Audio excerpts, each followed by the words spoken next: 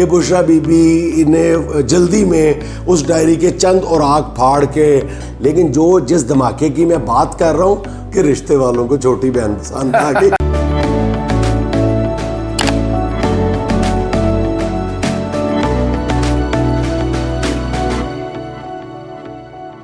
بسم اللہ الرحمن الرحیم. السلام علیکم خواتین و حضرات. گلے کی خرابی کے باوجود حاضر ہے آپ کا جنید سلیم اور آپ دیکھ رہے ہیں انصاف ڈیجیٹل. سر 3 ہفتے پہلے 21 جولائی کو آپ نے لفظ با لفظ یہی کہا تھا کہ نگران وزیر اعظم کے لیے بلوچستان سے ایک شخص کی تلاش ہے. اب بلوچستان سے کوئی چہرہ ڈھونڈا جا رہا ہے کہ جس کو سامنے لایا جا سکے، اور آپ کی بات سچ ثابت ہوئی اور تلاش بھی مکمل ہو گئی. مجھے اس بات پہ زیادہ کوئی فخر نہیں ہے کہ میری کوئی خبر سچ ثابت ہو گئی ہے. مجھے اس بات پہ تھوڑا سا اطمینان ضرور ہے کہ مجھے اس بات کا 3 ہفتے پہلے پتہ چل گیا تھا، جس کا 1 دن پہلے تک وزیر اعظم شہباز شریف اور قائد حزب اختلاف راجہ ریاض کو بھی نہیں پتا تھا. اصل میں یہ جو مجھے جس سورس سے پتہ چلا تھا وہ یہی تھا کہ اس سے کوئی 1 تیر سے 2 شکار کرنے کی کوشش کی جائے گی، اور کوئی بلوچستان کے جو زخم ہیں ان پہ کوئی پہا رکھنے کی بھی کوشش کی جائے گی، اور ایک کمزور سا شخص بھی سامنے لایا جائے گا. تو میرا خیال ہے کہ یہ مقاصد، دونوں مقاصد ایک ہی وقت میں کس حد تک پورے ہوتے ہیں یہ تو آنے والا وقت ہی بتائے گا.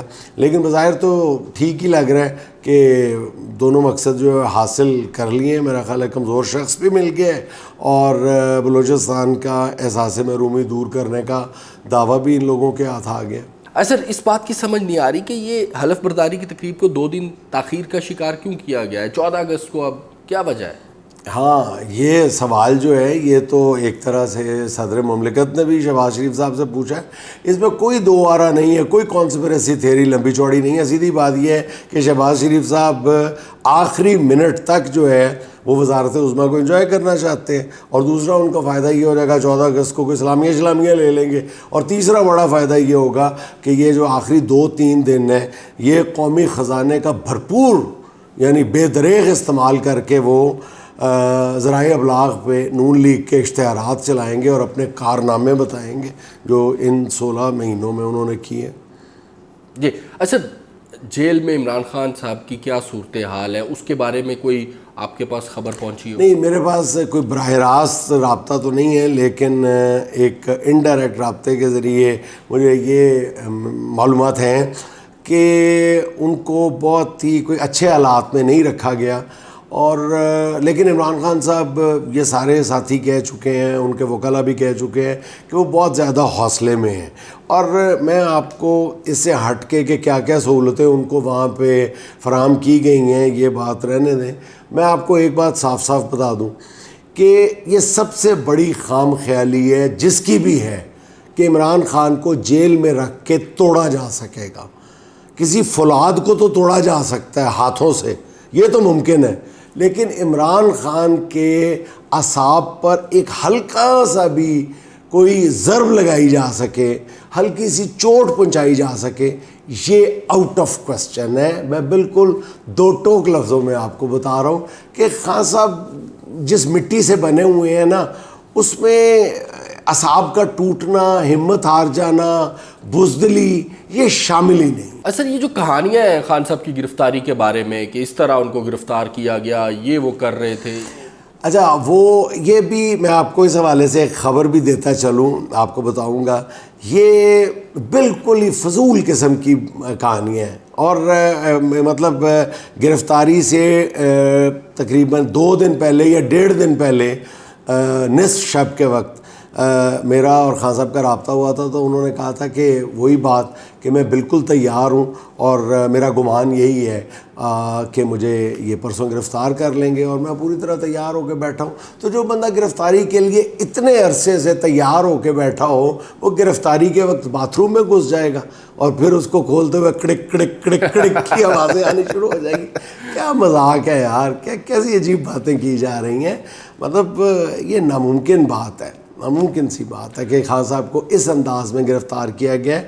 اور جو میں آپ کو مخبری دینے لگا ہوں، جو خبر دینے لگا ہوں وہ یہ ہے کہ اپنے یہ جو وزیر ہونے سے، وزارت چھوڑنے سے 1 یا 2 دن پہلے رانا ثناء اللہ صاحب جو وزیر داخلہ تھے، انہوں نے ایک اعلیٰ پولیس افسر کو یہ کہا تھا کہ آپ عمران خان کی گرفتاری کے حوالے سے ایک پریس کانفرنس کریں جس میں جی بھر کے عمران خان کی تصحیح کی جائے، گرفتاری کا واقعہ بتایا جائے، اور یہ واقعہ اس طرح بیان کیا جائے کہ وہ چھپ گئے تھے اور ان کی ہوائیاں اڑ گئی تھیں.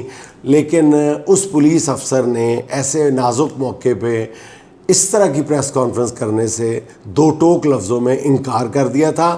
اب وہ کتنے دن اپنی سیٹ پہ رہتا ہے پولیس افسر، اس کے بارے میں کچھ نہیں کہہ سکتا. اچھا، خان صاحب کی گرفتاری کی بات ہو رہی ہے تو پی ٹی آئی کے حلقوں میں جو پینک کی ایک صورتحال ہے وہ کب ختم ہوگی؟ یہ تو خیر ختم ہو جائے گی جب ہفتے 1.5 تک خان صاحب رہا ہو جائیں گے تو یہ پینک بھی ختم ہو جائے گی. لیکن ویسے میں آپ کو بتاؤں، میں پی ٹی آئی کے جو سپورٹرز ہیں ان کی خدمت میں یہ عرض کرنا چاہتا ہوں کہ اس میں اتنا زیادہ پینک ہونے والی بات نہیں ہے. مطلب میں پہلے بھی بتا رہا ہوں نا کہ جی اگر کوئی اور لیڈر ہوتا تو شاید ہمیں کوئی ترس آ جاتا رہا. مطلب خان صاحب کو جیل اتنی جلدی کچھ نہیں کہتی. خان صاحب ایتھلیٹ ہیں، بڑے مضبوط اعصاب کے مالک ہیں، وہ اتنی جلدی ہمت ہارنے والے نہیں ہیں. اس لیے آپ لوگ بھی اتنی جلدی ہمت نہ ہار جائیں. اور دوسری خبر یہی ہے میرے پاس کہ جیسے میں نے پچھلے ویلاگ میں بھی عرض کیا تھا کہ 2-4 پیشیوں سے زیادہ کی مار نہیں ہے یہ گرفتاری. وطن عزیز کی سیاست میں تو یہ ایک پرانی بات ہے نا کہ جب تک کوئی لیڈر جیل میں 4 دن گزار کے نہیں آتا اس کو لیڈر ہی نہیں سمجھا جاتا. تو خان صاحب باہر آ کے اور زیادہ مضبوط اعصاب کے مالک آپ لوگوں کو نظر آئیں گے. اصل یہ بشرا بی بی کی ڈائری والا کیا ڈرامہ ہے؟ یہ اصل میں ایک اور بڑے ڈرامے کو چھپانے کے لیے، اس پہ پردہ ڈالنے کے لیے یہ ڈرامہ رچایا جا رہا ہے. آپ سے میں سوال پوچھتا ہوں، آپ بتائیں کہ جیسے کہا جا رہا ہے کہ بشرا بی بی نے جلدی میں اس ڈائری کے چند اوراق پھاڑ کے وہ بہا دیے کموڈ کے اندر اور جلا دیے، پھاڑ دیے، یہ کر دیے. مجھے یہ بتائیں کہ اگر 100 صفحات کی ڈائری تھی، 50 صفحے پھاڑ دیے تو باقی 50 لوہے کے بنے ہوئے صفحے تھے جو نہیں پھاڑے گئے؟ یا مطلب اگر 50 صفحے جو ہیں وہ پھاڑ کے کموڈ میں ڈالے جا سکتے تھے تو ایک ڈائری کو غائب کرنے کے لیے کون سا آپ کو الادین کا کچھ چراغ یا جن چاہیے تھا؟ بھئی آپ 1.5 منٹ کے اندر اندر پوری ڈائری غائب کر سکتے تھے، ڈائری کو جلا سکتے تھے. اور پھر دوسری صورت یہ ہے کہ ایک خاتون، ایک ہوش مند خاتون جس کو پتہ ہو کہ کسی وقت بھی میرے گھر پہ چھاپا مارا جا سکتا ہے اور چھاپے مسلسل مارے جا رہے ہوں، تو یہ کیسے ممکن ہے کہ آپ جو ہے وہ ڈائری سامنے رکھ کے پولیس کی آمد کا انتظار کرتے رہے؟ اور پھر جس انداز میں دنیا کی ہر بات اس ڈائری میں ڈال دی گئی ہے نا، کیا خان صاحب سنتے نہیں تھے بشرا بی بی کی آواز کہ وہ ڈائری میں لکھ کے خان صاحب کو بتاتی تھیں؟ کیا خان صاحب کسی اور گھر میں رہتے تھے؟ یہ رکے بھیجتی تھیں؟ کیا عجیب و غریب سی بات ہے. اور پھر مطلب ادھر کی بات بھی پکڑ کے ڈائری میں، ادھر کی بات بھی پکڑ کے ڈائری میں ڈال دی ہے. مجھے ایک بات یاد آ رہی، بھائی صاحب کسی میوزیم میں جاتے ہیں اور وہاں جا کے وہ نا ایک بڑی کھوپڑی پڑی ہوتی ہے، اس کے بارے میں میوزیم کے مینیجر سے پوچھتے ہیں کہ یہ کس کی کھوپڑی ہے؟ تو وہ کہتے ہیں کہ جی یہ چین کا ایک بادشاہ تھا، بڑا ظالم بادشاہ تھا وہ، یہ اس کی کھوپڑی ہے.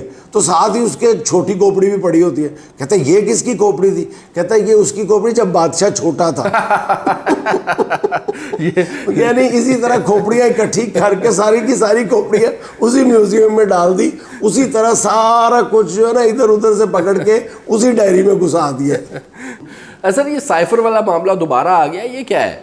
سائفر والا معاملہ جو ہے نا آنے والے دنوں میں مزید ایک بہت بڑا دھماکہ کرے گا، اور یہ معاملہ ہی اصل معاملہ ہے.